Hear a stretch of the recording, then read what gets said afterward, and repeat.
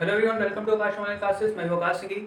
Harappa civilisation finish करने के बाद आज जो हमारा टॉपिक है वो है वैदिक एज के ऊपर। इसके पहले की वीडियो हड़प्पा के दोनों पार्ट और उसके पहले की वीडियो जिस किसी ने भी नहीं देखे हैं या फिर चैनल में जो नए हैं, लिंक्स जो है डिस्क्रिप्शन में मेंशन है, आप उसको जाकर विजिट करके और एक बार जरूर देखिए। उसके बाद फिर आप जब ये पढ़ेंगे तो आपको कनेक्टिंग लगेगा। और जो भी चैनल में नए हैं, वीडियो को फर्स्ट टाइम देख रहे हैं, मेरी उनसे रिक्वेस्ट है कि जब आप चैनल पर वीडियो देखेंगे तो नीचे जो है आपके पास सब्सक्राइब का एक बटन होगा, उसको प्लीज़ प्रेस कीजिए। ओके, तो आगे बढ़ते हैं आज वैदिक एज के ऊपर। वैदिक एज का जो एविडेंसेस हमारे पास प्राप्त है 1750 में, जब हड़प्पा का जो है हड़प्पा सिविलाइजेशन पूरी तरह जो है डिक्लाइन हो गया था, फिनिश हो गया था एंड आर्यंस का आना जो है वो स्टार्ट हो गया था। तो फाइनली हमारे पास जो एविडेंसेस मिले हैं उससे हमें ये पता चला है कि 1500 बीसी से लेके जो 600 बीसी तक की जो एज है वो हम क्या पढ़ते हैं, उसको हिस्ट्री में हमने किस पेज में डिवाइड की है, वैदिक एज में। ओके, अब वैदिक एज भी जो है 1500 बीसी 600 बीसी जो है ये दो पार्ट में डिस्ट्रीब्यूट की गई है। कौन कौन से पार्ट में? तो एक है अर्ली वैदिक एज और एक है लेटर वैदिक एज। ओके, ये दोनों नाम याद रखिएगा, अर्ली वैदिक एज और लेटर वैदिक एज। असल में अर्ली वैदिक एज और लेटर वैदिक एज बोलने से मतलब ये है कि अर्ली वैदिक एज में जो वेद जो मेनली उनके पास था, आर्यंस के पास, वो कौन सा था? ऋग्वेद। मीन्स अर्ली वैदिक एज में सिर्फ एक ही वेद कंपोज किया गया था जिसका नाम था ऋग्वेदिक एज। ओके, और ऋग्वेद था वो। उसके बाद फिर जो हमारे पास टोटल 4 वेद में से एक वेद तो अर्ली वैदिक एज में आ गया था, उसके बाद बाकी 3 जो वेद हैं वो आए थे कौन से? यजुर्वेद, सामवेद और अथर्ववेद। ये कब आए थे? लेटर वैदिक पीरियड में। ओके, तो इसलिए इसको दो पार्ट में डिवाइड किया गया है। तो जो अर्ली वैदिक एज हम पढ़ेंगे या ऋग्वेदिक एज हम पढ़ेंगे वो पढ़ेंगे 1500 बीसी से लेके 1000 बीसी तक। देन 1000 बीसी से लेके 600 बीसी तक हमारा कौन सा टाइम कहलाएगा? लेटर वैदिक एज वाला। क्लियर हो दोस्तों? अब देखिए क्या है ये जो वैदिक एज है, वैसे तो आर्यंस का यहाँ पे जो है सिविलाइजेशन स्टार्ट हो गया था, आर्यंस आना स्टार्ट हो गया, उन्होंने अपने हिसाब से जो है चीजें बनाना चालू करी। पर इसको वैदिक एज में पढ़ने का सेंस इसलिए है क्योंकि बहुत सारे वेद, बहुत सारे यहाँ पे टेक्स्ट जो है वो फाइंड आउट हुए हैं और यही टेक्स्ट जो है हमारे लिए आगे लिटरेरी सोर्स हो गया हिस्ट्री को जानने के लिए। ओके, तो आप इसको आर्यन से भी डिनोट कर सकते हैं कि आर्यन सेज या फिर आर्यन सिविलाइजेशन जो है इसको उस नाम से भी जाना जा सकता है क्योंकि मेनली आर्यंस ने ही इसको बनाया था। मीन्स ये सिविलाइजेशन पूरा उनका था। ओके, तो इसमें कंफ्यूज नहीं होंगे। तो मैक्स मुलर के हिसाब से, ये मैक्स मुलर थे, एक फिलोसोफर थे, तो उनके हिसाब से ये माना जाता है कि जो आर्यंस हैं, आप सभी जानते हैं कि आर्यंस जो है पहले तो हड़प्पा सिविलाइजेशन था, फिर एक जो वजह थी आर्यंस के आने से हड़प्पा खत्म होने की, मैंने आपको बताया था डिक्लाइन जो है, एक वजह ये भी मानी जाती है कि आर्यन के इन्वेजन मीन उसके अटैक के कारण जो है इनका हड़प्पन्स का डिक्लाइन हो गया। तो मैक्स मुलर के हिसाब से जो आर्यंस जो है वो कहाँ से आए थे? सेंट्रल एशिया मीन्स मध्य एशिया से आए थे। एशिया का जो सेंट्रल पार्ट है वहां से आए थे। ओके, और उसके बाद जो फर्स्ट सेटलमेंट मतलब पहली बार ये लोग रुके कहाँ थे या पहली बार इन्होंने अपना जो है रहवास कहाँ पे बनाया था, तो उस रीजन को बोला जाता है सप्त सैंधव। सप्त सैंधव मतलब होता है कि that is region of 7 rivers. अब देखिए चेनाब, झेलम, सिंधु, ये सब रिवर आपने सुने होंगे, ये जितनी ऊपर की रिवर्स हैं, तो यही जो है ये सातों रिवर मतलब सब सिंधु एक एरिया बनाते हैं। सप्त सैंधव मीन सातों रीजन के पास का एरिया, उसको बोला गया है सप्त सैंधव। और ये रीजन ऑफ 7 रिवर्स बोलने का कारण यही है कि सातों रिवर से वो एरिया जो है वो घिरा हुआ था। अभी रिसेंटली बात करें तो पंजाब और अफगानिस्तान के जो एरिया कहलाते हैं उनको सप्त सैंधव प्रदेश ही बोला जाता है। ओके, क्योंकि रीजन ऑफ 7, अब तो बहुत सारी रिवर्स जो है वो लुप्त हो गई है, सूख गई हैं, पर उस टाइम पे जो रिवर्स थी वो कितनी? 7 रिवर्स थी, जिनमें से कुछ का नाम इंडस, चेनाब, झेलम, ओके, ब्यास, रावी, सतलुज। ओके, तो ये रिवर्स जो है ये उस टाइम जो है सातों रिवर का पूरा एक प्रदेश था, पूरा घिरी हुई थी। उन्हीं रिवर के पास जो है आर्यंस ने क्या किया? अपना सेटलमेंट किया। उसके बाद फिर ये लोग क्या था, जब यहाँ पे सेटलमेंट हो गया, पॉपुलेशन बढ़ने लगी, तो इसके बाद फिर ये लोग कहाँ? गंगा और यमुना के रीजन के पास जो है वो चले गए थे। ओके, तो यहाँ पे लिख लेते हैं कि then they they go to region of Ganges and Yamuna. है ना दोस्तों? तो सप्त सैंधव प्रदेश में रहने के बाद ये किस रीजन पे चले गए थे? गेंजिस और यमुना के रीजन के पास। ओके, क्लियर हुआ दोस्तों? अब देखते हैं आगे। देखिए वैदिक एज बोलने से मतलब ये है कि वेदों का जो है यहाँ पे उद्गम हुआ, मीन्स यहीं से हमको वेद प्राप्त हुए हैं। वेदों के अलावा भी कई ऐसे लिटरेचर हमें प्राप्त हुए हैं जिनके बारे में कई बार हमारे पेपर में पूछ चुका है और कई हमें जानना भी जरूरी है कि आखिर ओनली क्या 4 वेद थे? तो नहीं, बहुत सारे ऐसे टेक्स्ट थे या बहुत सारी ऐसी चीजें थी जिनके बारे में हमें जानना जरूरी है और उनके बारे में डायरेक्टली पेपर में आपसे पूछ लिया जाता है। ओके, तो जानते हैं आगे कि वैदिक लिटरेचर में या फिर ये पीरियड में और कौन कौन सी जो है एपिक टेक्स्ट हमारे पास जो है मेंशन है या हमारे उनको मिले हैं। आइए पढ़ते हैं हम उनके बारे में। तो दोस्तों वैदिक लिटरेचर में आगे पहले आपको ये बताना चाहूंगा इनकी जो लैंग्वेज थी वो क्या थी, संस्कृत। मीन्स आर्यंस ने जो भी चीज़ें कंपोज करी है या जो भी हमें उस समय के डॉक्यूमेंट्स बने उन सबकी लैंग्वेज क्या थी, संस्कृत। और उसके अलावा वैदिक लिटरेचर जो हमारे पास डिवाइड है वो बेसिकली 2 पार्ट्स में या 2 सेगमेंट्स से डिवाइड है, जिनको पहले पार्ट में रखा गया है श्रुति टेक्स्ट और दूसरे पार्ट में बोला गया है स्मृति टेक्स्ट। ओके, तो वैदिक लिटरेचर हमारे पास कितने पार्ट में डिवाइड है, हमारे पास 2 पार्ट में डिवाइड है। और उस वैदिक लिटरेचर के 2 पार्ट कौन कौन से हैं, श्रुति टेक्स्ट एंड स्मृति टेक्स्ट। अब देखिए श्रुति टेक्स्ट क्या होते हैं, श्रुति टेक्स्ट मतलब होता है टू हियर। अब देखिए कोई भी चीज होती है जब जनरेशन टू जनरेशन वो आगे बढ़ेगी तो किसी ना किसी रूप में उसको सहज के या फिर संभाल के रखना पड़ेगा। ओके, तो या तो बुक्स के फॉर्म में रखना पड़ेगा, आप जैसे कोई चीज अगर लिख के चले जाएंगे और जनरेशन जनरेशन वो आगे बढ़ती जाएगी तो एक रिकॉर्ड जो है हमेशा कायम रहेगा। वैसे ही श्रुति टेक्स्ट जो है जनरेशन टू जनरेशन जो है वो लोगों के मुंह के द्वारा, मीन्स लोग जो है बोल के दूसरों को सुनाते थे। अब एक जनरेशन का व्यक्ति दूसरे जनरेशन के व्यक्ति को बोल के कोई चीज सुनाएगा। ओके, फिर उसके बाद उसमें और मॉडिफिकेशन या चेंजेस होंगे या और फर्दर उसका डेवलपमेंट होगा, तो फिर वो जनरेशन का व्यक्ति दूसरे जनरेशन को मुंह से बोलकर सुनाएगा। तो ये जो श्रुति टेक्स्ट जो थे ये दूसरों ने मतलब किसी एक जनरेशन के व्यक्ति ने दूसरे जनरेशन के व्यक्ति को बोलकर जो है बताया है, means word of mouth. Okay, तो इसलिए श्रुति का मतलब क्या होता है, टू हियर, सुनना। ओके, तो सुन के जो है ये जो है आगे जनरेशन जो है वो बढ़े। क्लियर हुआ दोस्तों, तो इसलिए इनको बोला जाता है श्रुति टेक्स्ट। दूसरे होते हैं स्मृति टेक्स्ट। स्मृति टेक्स्ट जो होते हैं वो रिमेम्बरेंस है। ओके, जैसे किसी को कुछ याद था तो किसी ने लिख दिया, फिर फर्दर उसमें डेवलपमेंट हुए तो फिर किसी ने, मीन्स ये रिमेम्बरेंस वाले थे। ओके, क्लियर हुआ दोस्तों, तो ये श्रुति टेक्स्ट और ये स्मृति टेक्स्ट। ठीक है, अब उसके बाद फिर श्रुति टेक्स्ट के अंदर जो हमारे पास 4 जो वैदिक लिटरेचर के सोर्स हैं वो कौन कौन से हैं। सबसे पहले संहिता। संहिता मतलब वेदास, खुद वेदास को ही क्या दूसरा नाम उनका क्या है, संहिता। ओके, जितने भी आप 4 वेद अभी पढ़ेंगे, ऋग्वेद, यजुर्वेद, सामवेद, अथर्ववेद, उनका दूसरा नाम क्या है, संहिता। दूसरे क्या थे, दूसरे नंबर पे द ब्राह्मण्स, मीन्स ब्राह्मण। ओके, उसका अरण्यक और उसका उपनिषद। ये चारों जो चीजें हैं ये सब लिटरेचर है। ओके, तो ये क्या है, सबसे पहले वेद, फिर ब्राह्मण, फिर अरण्यक और फिर उपनिषद। ओके, डिफरेंट डिफरेंट जो है वो टेक्स्ट इसके अंदर थे। फिर उसके बाद ऐसे ही स्मृति टेक्स्ट के थे। स्मृति टेक्स्ट के अंदर कौन कौन से थे, वेदांग। ओके, वेदांग मतलब कि सूत्रास। ओके, वेदांग को सूत्रास भी बोलते हैं, मींस की सूत्र होंगे कुछ। ओके, फिर उसके बाद स्मृति धर्मशास्त्र। ओके, एक ये हो गया स्मृति धर्मशास्त्र। तीसरे नंबर पे महाकाव्य, और इनका नाम आपने जरूर सुना होगा सभी लोगों ने, रामायण और महाभारत। तो ये एपिक्स है या महाकाव्य है। ओके, और आपको पता है ये लिखे हुए गए हैं। ओके, रामायण जो है वाल्मीकि जी ने लिखी थी और महाभारत जो है वो वेदव्यास जी ने लिखी थी। ओके, अभी अपन डिस्क्रिप्शन में देखेंगे उसको। तो एपिक्स कहलाते हैं, ये महाकाव्य कहलाते हैं। ओके, फिर उसके बाद पुराण, 18 पुराण है हमारे पास। आपने नाम भी सुने होंगे, मत्स्य पुराण, विष्णु पुराण, नारद पुराण। ओके, बहुत सारी ऐसी 18 पुराण है। उपवेद है, सारे वेदों के उपवेद भी अवेलेबल है। ओके, सारे वेदों के उपवेद भी अवेलेबल हैं जो कि स्मृति टेक्स्ट के अंदर लिखे गए थे। तो पहले ये आए होंगे, बाद में ये आए होंगे। ओके, फिर उसके बाद फिर षट दर्शन। ओके, षट दर्शन मतलब 6, षट मतलब होता है 6, तो 6 टाइप के दर्शन भी है।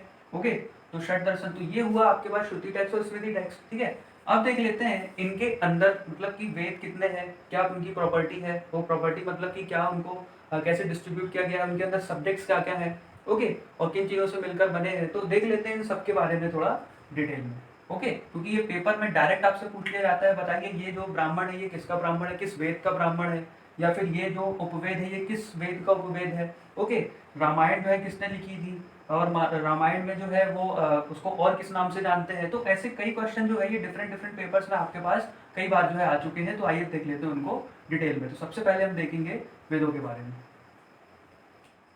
तो देखिए वेदा के बारे में, जो वेद्स के बारे में हमारे पास कुछ पॉइंट्स मेंशन है या कुछ जानने की जरूरत जो हमें सबसे ज्यादा है वो ये है कि इन्हें कहा जाता था अपुरुषे, मतलब किसी पुरुष के द्वारा या फिर नॉट क्रिएटेड बाय मैन, किसी मैन के द्वारा ये क्रिएटेड नहीं है। ये हमारे पास जो अवेलेबल है, ऐसा माना जाता था कि ये जो है भगवान के द्वारा, या फिर बोलना चाहिए कि भगवान ने खुद ही जो है ये जो है बना के हमको सौंपे हैं। ओके, तो नॉट क्रिएटेड बाय मैन, अब जब मैन के द्वारा क्रिएट नहीं है तो ऑब्वियसली बात है कि सुपर पावर या फिर गॉड की बात की होगी। ओके, और नित्य मतलब यह है कि हमेशा हर जगह है, तो इसका मतलब ये है एग्जिस्टिंग इन ऑल एटर्निटी, मतलब सब सारी चीजों में और सभी जगह ये बातें जो इनमें लिखी हुई है ये स्पष्ट और सही है। क्लियर हुआ दोस्तों, तो वेदों का सबसे पहला तो हमारे पास पॉइंट ये है। फिर जो नेक्स्ट हमारे पास जो है वो है कि वेद हर कितने टाइप के होते हैं। ओके, तो हमारे पास 4 टाइप के वेद होते हैं। कौन कौन से हमारे पास हैं, ऋग्वेद, यजुर्वेद, सामवेद एंड अथर्ववेद। अथर्ववेद के बारे में दोस्तों एक इंपॉर्टेंट फैक्ट और इंटरेस्टिंग फैक्ट ये है कि पहले इसको वेदों में शामिल नहीं किया गया था। ओके, फिर एट लास्ट जो है इसको बहुत बाद में जो है वेदों में शामिल किया गया है। ओके, तो उसके बाद ऋग्वेद, यजुर्वेद और सामवेद, इन तीनों वेदों को मिलाकर जो है कहा जाता था वेद त्रय। ये नाम याद रखिएगा, वेद त्रयी। कई बार पूछ लेता है कि वेद त्रयी जो है वो किन 3 वेदों को मिलाकर बोला जाता है, तो आंसर होगा ऋग्वेद, यजुर्वेद एंड सामवेद। ओके, और या फिर इंग्लिश में पढ़ेंगे तो इसको बोलते हैं trio of Veda. Okay, trio मतलब 3 लोगों का ग्रुप। उसके बाद फिर ऋग्वेद के बारे में थोड़ा डिस्कशन डिटेल में कर लेते हैं। वैसे तो सारे वेद के ही बारे में करेंगे, ऋग्वेद के बारे में स्पेशली जो है एमपीपीएससी ने एक बार क्वेश्चन जो है वो 3 या 6 नंबर का पूछ चुके हैं। ओके, तो इसके बारे में सबसे पहला पॉइंट ये है कि ओल्डेस्ट टेक्स्ट है, सब मिला हुआ मतलब इंसानों को मिला हुआ सबसे पहला ओल्डेस्ट टेक्स्ट कौन सा कहलाता है? ऋग्वेद। ओके, मीन इसको ऐसे भी बोलते कर सकते हैं first testament of Mankind. Testament मतलब वसीयतनामा वगैरह, उसको इंग्लिश में टेस्टामेंट बोलते हैं, या फिर आदेश, कोई एक इच्छा पत्र वगैरह, इन सब के मतलब क्या होते हैं, इसमें लिख देता हूँ मैं एक आदेश। ओके, टेस्टामेंट मतलब आप समझ सकते हैं एक आदेश, मतलब मीन ऐसी चीजें जो है वो होनी चाहिए या फॉलो होनी चाहिए। तो ओल्डेस्ट टेक्स्ट था। उसके बाद जो सबसे इंपॉर्टेंट जो है आपको फिगर सहित याद रखना है कि इसमें 1028 आइम्स थे, आइम्स मतलब सुक्तियां। ओके, और 10,580 मीन्स 10,580 इसमें ऋचाएं थी। ओके, ऋचाएं मतलब आप इसको ऐसे याद कर सकते पोएम के फॉर्म में, ओके, पोएट्री के फॉर्म में होती ना, ऐसे करके कितने थे ये वर्सेस मतलब स्टैंजास या पैरास, वो कितने थे? 10,580।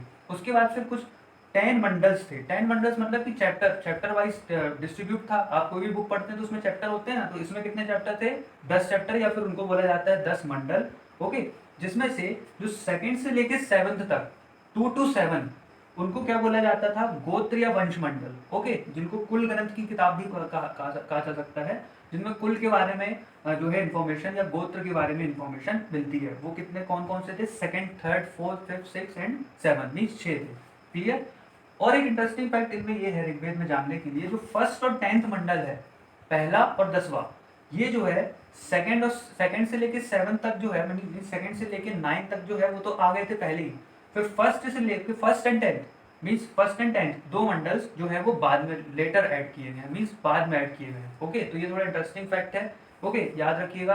कभी भी कोई भी आपसे पूछ सकता है कि ऐसे कौन से 2 मंडल थे जो बाद में ऐड हुए, तो आपका आंसर होगा फर्स्ट एंड 10th मीन्स पहला और आखिरी मंडल जो है वो लास्ट में ऐड हुआ है। ओके दोस्तों, और आप फेमस जो है गायत्री मंत्र आप सुनते होंगे, गायत्री मंत्र आप जानते होंगे, तो गायत्री मंत्र जो है वो इसी ऋग्वेद में उसका मेंशन हुआ है। ओके, तो जो आपका थर्ड मंडल है ना, थर्ड मंडल जो है आपका मीन्स थर्ड चैप्टर जो है, उसमें जो है थर्ड मंडल गायत्री मंत्र। ओके, ओम भूर्भुवस्सुवः तत्सवितुर्वरेण्यं भर्गो देवस्य धीमहि धियो यो नः प्रचोदयात्। ओके, ये गायत्री मंत्र है। तो गायत्री मंत्र जो है वो किस मंडल में है? थर्ड मंडल में है। ये किसको समर्पित है? सूर्य देवता को। ओके, सूर्य देवता को समर्पित है, तो ये भी याद रखिएगा। जो कोई भी गायत्री मंत्र पढ़ते हैं मीन सूर्य देवता की उपासना या फिर उनको उनकी प्रे कर रहे हैं। ओके, और ये किसने लिखा था? Written by Vishwamitra. ओके, आपने रामायण देखी होगी तो आप विश्वामित्र के नाम से जो है वो अनजान नहीं रहेंगे, तो written by Vishwamitra. Okay, clear? तो गायत्री मंत्र जो है वो किन्होंने लिखा था? विश्वामित्र ने लिखा था। किनको समर्पित है? सूर्य देवता को समर्पित है। और किस मंडल में है? थर्ड मंडल में है। तो ये क्वेश्चन जो है, ये चीज जो है वो याद रखिएगा जनरल नॉलेज के हिसाब से। तो ठीक है, गायत्री मंत्र इसी में था। उसके बाद फिर एक चीज और इम्पोर्टेंट है, जो अपना 10th मंडल है मीन्स 10वां मंडल, लास्ट जो मंडल है उसमें कुछ ऐसी चीजें दी गई हैं जिनको आज भी जो है हम फॉलो करते हैं। और वो कौन सी चीजें हैं? तो देखिए, इन 10th मंडल, ये इंपॉर्टेंट है दोस्तों, इन 10th मंडल मीन्स लास्ट चैप्टर में उसको लास्ट में जोड़ने का जो मेन मकसद था वो क्या था?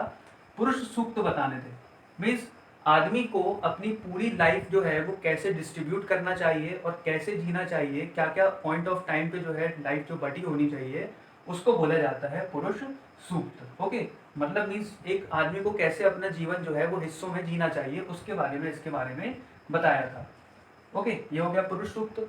और 4 और वर्णों के बारे में भी बात की गई थी। ओके, वर्ण के बारे में बात की गई थी। आप वर्ण के बारे में जानते ही हैं, 4 वर्ण के बारे में आपने पढ़ा होगा, कौन कौन से हैं? सबसे पहला वर्ण कौन सा है दोस्तों? सबसे पहला वर्ण हम जो पढ़ते हैं, वर्ण नंबर 1, वो कौन सा पढ़ते हैं? क्षत्रिय। ओके, क्षत्रिय मतलब एक क्लास हो गई, सबसे ऊपर वाली क्षत्रिय। ओके, अभी ये भी बताऊंगा कि इनका कॉन्सेप्ट आया कैसे है। फिर उसके बाद फिर ब्राह्मण्स। ओके, ब्राह्मण्स हो गए। देन नेक्स्ट कौन होते हैं? देन होते हैं वैश्य, जिनको हम इंग्लिश में बिजनेस क्लास बोलते हैं, तो वैश्य। और जो 4th नंबर के होते हैं वो होते हैं शूद्र। Okay, lower class, Shudras. Okay, तो ये 4 टाइप के वर्णों की बात जो है ये ऋग्वेद में खुद ही हो चुकी थी। ओके, ऋग्वेद में ही इनकी बात जो है वो हो चुकी थी। तो समझ में आया आपको पुरुष सूक्त और वर्णों का जो वर्ण अपन देखे थे ना सेकंड से लेके 7th मंडल तक में, तो वहां पे उसकी बात ऑलरेडी हो चुकी थी, पुरुष सूक्त की बात और वर्ण की बात। क्लियर दोस्तों? उसके बाद अब आते हैं हम यजुर्वेद में।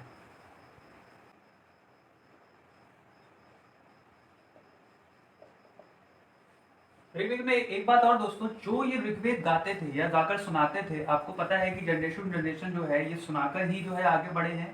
तो वो प्रीस्ट जो ऋग्वेद को सुनाते थे दूसरों को, उनको क्या बोला जाता था? होत्र प्रीस्ट। ये भी डायरेक्ट क्वेश्चन एक बार जो है आपके पेपर में पूछ चुके हैं, तो ये याद रखिएगा कि जो ऋग्वेद जो सुनाते थे, जो प्रीस्ट या फिर बोलना चाहिए साधु संत लोग जो उस समय पर ऋग्वेद दूसरों को सुनाते थे, उनका नाम क्या था? होत्र। ओके दोस्तों, तो ये भी एक इंपॉर्टेंट फैक्ट था। अब आते हैं यजुर्वेद के ऊपर।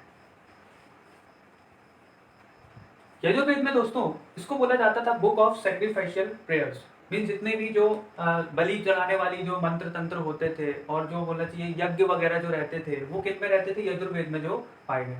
ओके, और यजुर्वेद जो है वो रस्म रिवाज मीन्स कुछ रिवाज था लोगों का, या रस्म था, बलि चढ़ाना या फिर कुछ यज्ञ करना, या फिर अपन भी आज के समय में भी देखते हैं बहुत सारे यज्ञ वगैरह होते हैं, तो उनके जो मंत्र वगैरह जो है या उनके बारे में जो विधियां वगैरह वो किसमें है? यजुर्वेद में। ओके, और इसको दो पार्ट में डिवाइड किया गया है, एक तो कृष्ण यजुर्वेद और दूसरा शुक्ला यजुर्वेद। ओके, और ये गद्य और पद्य दोनों में था, मीन्स वर्सेस एंड प्रोज दोनों अवेलेबल था। क्लियर दोस्तों? तो गद्य और पद्य मतलब आप हिंदी अगर पढ़ते होंगे तो आप समझते होंगे गद्य क्या होता है, पद्य क्या होता है। क्लियर? और ये जो प्रीस्ट थे मीन्स कौन, जैसे उसके ऋग्वेद के कौन थे? गोत्र प्रीस्ट जो लोगों को सुनाते थे, वैसे ही जो यजुर्वेद के जो प्रीस्ट थे जो लोगों को सुनाते थे, उनका नाम था अध्वर्यु। वो कौन से प्रीस्ट कहलाते थे? अध्वर्यु। तो ये इंपॉर्टेंट है, याद रखिएगा। आपसे ये भी पूछ सकता है कि बताइए इस वेद के कौन से प्रीस्ट थे, उनका नाम डायरेक्ट आपसे क्वेश्चन में पूछ सकता है। फिर नेक्स्ट है सामवेद। सामवेद को बोला जाता था book of chants. Okay, book of chants बोला जाता था। 1549 वर्सेस इसमें थे। ओके, कितने थे? 1549, जिसमें से 75 को अगर छोड़ दिया जाए तो बाकी जो है वो डायरेक्ट किससे दिए गए थे?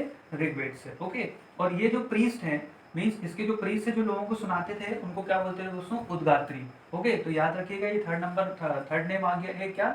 उद्गात्री। ओके, और सबसे ज्यादा जो इंपॉर्टेंस है इस वेद की, और डायरेक्ट क्वेश्चन आपसे पूछ सकता है कि ओरिजिन ऑफ इंडियन म्यूजिक, जो इंडियन म्यूजिक का सारे गामा पा आप सुनते हैं या पढ़ते हैं, तो वो किससे मिला है?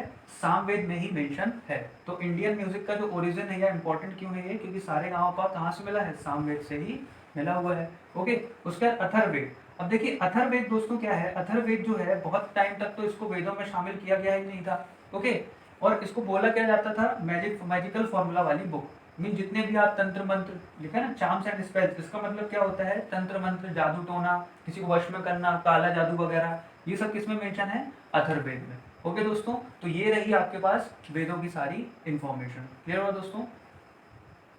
वेदों के बाद दोस्तों अब हमारे पास जो है वो है ब्राह्मण। देखिए ब्राह्मण जो है वो क्या करते थे? Explain the aims of Vedas. जो वेदास के जो आइम्स हैं उनको एक्सप्लेन करने के लिए क्या थे? ब्राह्मण थे। और ये किस फॉर्म में थे? प्रोज के फॉर्म में थे। और हर वेद का अपने अपने जो है सेवरल्स जो है वो ब्राह्मण्स थे। जैसे ऋग्वेद के कौन कौन से ब्राह्मण थे? Aitareya and Kaushiki. Okay, Aitareya and Kaushiki किसके ब्राह्मण थे? ऋग्वेद के। ओके, यजुर्वेद के कौन कौन से ब्राह्मण थे? शतपथ एंड तैत्रेय।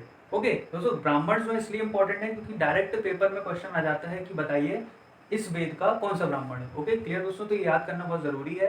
तो यजुर्वेद के कौन कौन से ब्राह्मण हैं? शतपथ एंड तैत्रेय। अब देखिए शतपथ जो है वो ओल्डेस्ट है एंड लार्जेस्ट है, इसलिए इंपॉर्टेंट है, इसको याद रखना। जनरली लोगों के दिमाग में ये होता है कि ऋग्वेद सबसे ओल्डेस्ट है तो उसका ब्राह्मण भी सबसे ओल्डेस्ट होगा, तो ऐसा नहीं है। शतपथ जो ब्राह्मण है वो यजुर्वेद का है जो कि ओल्डेस्ट है। ओके, हो सकता है देखिए वेद पहले आ गए थे फिर ब्राह्मण आए, तो ब्राह्मण सबसे पहले किसका बना दिया होगा? यजुर्वेद का बना दिया होगा। ओके, उसके बाद फिर ऋग्वेद का बनाया होगा। ओके, तो ये क्रोनोलॉजी जो है थोड़ा सा चेंज है, तो इसको याद रखिएगा। शतपथ ब्राह्मण जो है ओल्डेस्ट और लार्जेस्ट है, एंड तैत्रेय ब्राह्मण, और ये दोनों किसके हैं? यजुर्वेद के। उसके बाद सामवेद के जो ब्राह्मण हैं वो कौन कौन से हैं? पंचविश, षड्विंश, छंदोगय एंड जैमिनी। ओके, तो ये याद रखिएगा सामवेद के कौन कौन है? पंचविंश, षड्विंश, छंदोग्य एंड जैमिनी है। देन उसके बाद अथर्ववेद का एक ही ब्राह्मण है जिसका नाम क्या है? गोपर। ओके, तो इन सब के हैं दो दो, तीन तीन, चार चार, पर अथर्ववेद का सिर्फ एक ही है और उसका नाम क्या है? गोपर ब्राह्मण। ओके दोस्तों, तो श्रुति टेक्स्ट में हमारे पास वेद, ब्राह्मण, अरण्यक और उपनिषद थे। तो वेद और ब्राह्मण की बात हमने कर ली है, अब करते हैं अरण्यक एंड उपनिषद की बात। ओके, तो दोस्तों अरण्यक का मतलब क्या होता है? अरण्यक का मतलब होता है फॉरेस्ट। अरण्य मतलब होता है ना, अब संस्कृत में आप पढ़ेंगे तो अरण्यक का मतलब होता है, अरण्य का मतलब होता है फॉरेस्ट, और अरण्यक मतलब होता है कि फॉरेस्ट टेक्स्ट। ऐसे टेक्स्ट जो कि स्पेशली किनके लिए रिटर्न है, जो कि जंगल में लोग रहते हैं, मीन्स होते हैं ना, संत लोग जो है वो जंगल में चले जाते हैं। और आपने एंशियंट टाइम में देखा होगा, या फिर आपने महाभारत रामायण देखी होगी, तो उसमें देखा होगा कि जो लोग भी जिनको भी शिक्षा प्राप्त करनी रहती है, राजकुमार जो जो भी रहते हैं, बच्चे जो रहते हैं उनके, वो उनको कहाँ भेज देते हैं, जंगल में भेज देते हैं। तो ये जो डिफरेंट टेक्स्ट जो है, ये डिफरेंट इसलिए है क्योंकि ये जनरली सिर्फ उन्हीं के लिए, मेनली उन्हीं के लिए बनाया जाता था जो कि जंगल में रहते थे। ओके, तो इसलिए इनको क्या बोला जाता था, फॉरेस्ट टेक्स्ट, और इनका नाम क्या हुआ, अरण्य। ओके, तो यही लिखा हुआ है, दे वर रिटन फॉर हर्मिट्स, जो कि घर छोड़ के और जंगल में रहने लगे हों, and the student living in jungles. Okay, ये कंक्लूडिंग पोर्शन था ब्राह्मण्स का, मीन्स ब्राह्मण को जो निष्कर्ष, ब्राह्मण का निष्कर्ष निकाला गया, तो क्या निकला, अरण्यक्स के फॉर्म में उनको निकाला गया। ओके, तो कंक्लूडिंग पार्ट था। मैत्रायणी, छंदोगय और तलवकर जो है कुछ अरण्यक से, वैसे तो बहुत सारे हैं, पर मैत्रायणी, छंदोगय और तलवकर कुछ इंपॉर्टेंट है। उसके बाद फिर आते हैं दोस्तों उपनिषद में। उपनिषद का अगर हम इसको थोड़ा सा ब्रेक करें, तो उप का मतलब होता है नियर, एंड निषद का मतलब होता है सिटिंग। मीन्स अगर टोटल इसका मतलब निकालने की कोशिश करें, तो उपनिषद का मतलब होता है कि नॉलेज अर्न, मतलब नॉलेज प्राप्त करना bye sitting near the guru's. तो गुरु के नियर बैठ के नॉलेज अर्न करने को क्या बोलता जाता था, उपनिषद। ओके, तो इस वर्ड का टोटल मतलब जो है वो उपनिषद है, मतलब ऐसी चीजें या ऐसा नॉलेज जो कि गुरु के नियर या फिर पास में बैठ के जो नॉलेज अर्न किया जाता था, उनको क्या बोलते थे, उपनिषद। ओके, और इनको वेदांत भी बोलते थे। क्यों बोलते थे वेदांत, क्योंकि सबसे एंड में आए थे। ओके, तो because came towards end of Vedas, जब वेदास जो है, वेदास हो गए और अपने ब्राह्मण्स हो गए, अरण्यक्स हो गए, ये सब जब बन गए थे, उसके लास्ट में कौन आए थे, उपनिषद। मीन्स लास्ट में कौन सा टेक्स्ट आया था, उपनिषद। क्लियर, और इनकी संख्या कितनी थी, वैल्यूज कितनी थी टोटल, 108। ओके, तो 108 टोटल उपनिषद थे, जिसमें से जो सबसे ओल्डेस्ट उपनिषद है उसका नाम क्या है, बृहदारण्यक। ओके, तो बृहदारण्यक जो है वो सबसे ओल्डेस्ट उपनिषद है। एक दोस्तों बहुत कॉमन क्वेश्चन और बहुत फेमस क्वेश्चन है उपनिषद से, सत्यमेव जयते आप सबने सुना होगा। ओके, सत्यमेव जयते आप सबने सुना होगा, वो किस उपनिषद से लिया गया है, ये क्वेश्चन जो है पीएससी, यूपीएससी, एसएससी, सारे जो एग्जाम होते हैं इंडिया में, उन सबके लिए बहुत मोस्ट इंपॉर्टेंट क्वेश्चन है ये, कि बताइए सत्यमेव जयते, जो आपने कई बार जो है इंडिया का मोटो है हमारे, कई जगह आपने नोट्स में देखा होगा, या फिर कई जगह आपने लिखा देखा होगा फोटो वगैरह के नीचे ऑफिस में, वहाँ पे लिखा रहता है सत्यमेव जयते, जिसका मतलब होता है हमेशा सत्य की ही विजय होती है। वो जो वाक्य है वो किस उपनिषद से लिया गया है, ये क्वेश्चन कई बार जो है पेपर में आ चुका है। तो बताइए उसका आंसर क्या होगा, अगर आप लोग जानते हैं, बृहदारण्यक होगा, या फिर और मैं ऑप्शन आपको दे देता हूँ, गैस करिए दोस्तों आंसर क्या होगा। आपके पास बिल्कुल ऑप्शन में ऐसे ही 4 उपनिषद आएंगे, तो पहला जो ऑप्शन आपके पास आएगा वो आएगा यही, बृहदारण्यक। ओके, क्योंकि ये जो लोगों को याद जनरली रहता है ना कि ओल्डेस्ट से, तो हो सकता है शायद इसलिए लिया गया हो, तो बृहदारण्यक। ओके, दूसरा है ईसा, तीसरा है कृष्ण, और चौथा है मुंडक। तो ये क्वेश्चन, ये दोस्तों ये बड़ा इंपॉर्टेंट क्वेश्चन है। क्वेश्चन भी मैं लिख देता हूँ कि सत्यमेव जयते टेकन फ्रॉम। ओके, क्वेश्चन क्या है, सत्यमेव जयते, सत्यमेव जयते इस टेकन फ्रॉम, और ये आपके पास 4 ऑप्शन है दोस्तों, बताइए क्या आंसर होगा। ओके, देखिए जो लोग पढ़ चुके हैं वो तो जानते होंगे क्या ऑप्शन होगा, और जो लोग नए हैं उनको मैं बता देता हूँ कि इसका आंसर होगा मुंडक उपनिषद। ओके, तो ये क्वेश्चन कई बार पूछ चुका है कि बताइए वो कौन सा उपनिषद है जहाँ से सत्यमेव जयते लिया गया है, तो आंसर आपका क्या हो जाएगा, मुंडक उपनिषद। ओके, तो ये दोस्तों याद रखिएगा, ये इंपॉर्टेंट क्वेश्चन था इस पूरे हमारे सेशन में। ओके, तो इसको ज़रूर याद रखिएगा कि मुंडक उपनिषद से सत्यमेव जयते लिया गया था। और उसके अलावा फिर ये जो 4 नाम लिखे हैं मैंने, ये भी 108 में से इन 4 उपनिषद का नाम भी याद रखिएगा, है तो बहुत सारे। ओके, पर इन चारों को स्पेशली याद रखिएगा, केन है, कथा है, और भी सारे उपनिषद हैं, पर आप इनको जो है स्पेशली याद रखिएगा। तो दोस्तों आपको कैसा लगा सेशन, कमेंट करके मुझे ज़रूर बताइएगा, और सेशन को लाइक कीजिए, वीडियो को सब्सक्राइब कीजिए, और ज़्यादा से ज़्यादा लोगों में शेयर कीजिए। ओके, तो जो लोग नए हैं वीडियो में, वो जब वीडियो को देखेंगे तो देखेंगे लाल कलर के बटन से, लाल कलर के से सब्सक्राइब जो है लिखा होगा उस बटन को ज़रूर प्रेस कर लीजिए, ओके। और जिनको मोबाइल पर डायरेक्ट नोटिफिकेशन चाहिए है, वो जब वीडियो देखेंगे तो साइड में एक ऑप्शन आता है बेल का, उसको जब आप प्रेस करेंगे तो उससे क्या होगा कि मोबाइल में नोटिफिकेशन डायरेक्ट नए वीडियो का आपके पास आने लगेगा। तो आई होप दोस्तों ये सेशन आपको अच्छा लगा होगा। उसके बाद हम स्मृति टेक्स्ट जो है उसके अगले सेशन में हम उसके बारे में डिस्कस करेंगे और आगे फिर वैदिक सिविलाइजेशन को और आगे बढ़ाएंगे। तो ठीक है दोस्तों, आज का सेशन यहीं तक था, फिर मिलते हैं नेक्स्ट सेशन में and thank you so much.